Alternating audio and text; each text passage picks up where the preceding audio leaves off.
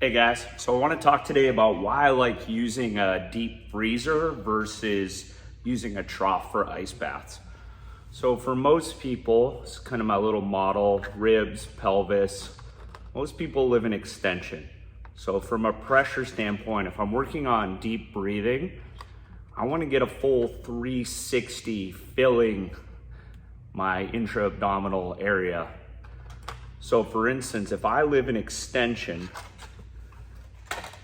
from a pressure standpoint, in a bottle of water, the front half of my body always gets air, and I'm never getting posterior expansion, which means if I draw a line in the middle of my body, I don't get good air in the back half. And that's partially because I don't stack my ribs and pelvis, which is the reason why most people tend to overbreathe.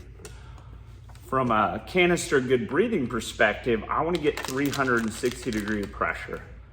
So why I like using an ice bath is, from a freezer perspective, is because I can set up to where I can breathe into my back. So most people are extended. So what I like to do on here is imagine I have a dodgeball between my feet and my knees. So I'm keeping that activated. And then I want to imagine I'm pushing my heels through the box and dragging behind me. What that does is activate my hamstrings and gets my pelvis in a good place. So now when I'm breathing, I can keep my ribs into my pelvis. And what I'll tend to do is sit into the ice bath.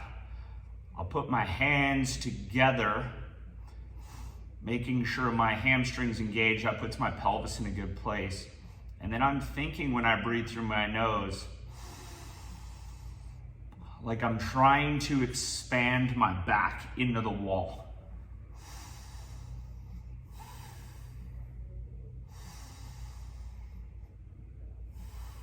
But I should feel pressure basically with my spine driving into the wall. And what that's doing is giving me that full expansive front to back canister effect to get a full diaphragmatic breath and to fill my canister. When I'm long in a trough, what ends up happening is I'm already extended, so I don't keep my ribs and pelvis tethered. So I'm getting the benefits of slowing down my breathing, but I don't have my mechanics in the optimal place. So this is where I like using a deep freezer because it kind of shortens what I have to work with. My legs aren't all the way out in front of me, and it really helps me from a breathing perspective getting posterior expansion, so I get that good front to back full canister breath. So hopefully that helps, but just want to give a little perspective as to why I like using freezer to not only get the benefits of down regulating my nervous system from a cold perspective, but more so also working on better quality breath, which is going to just enhance me basically going more parasympathetic. So hopefully that helps.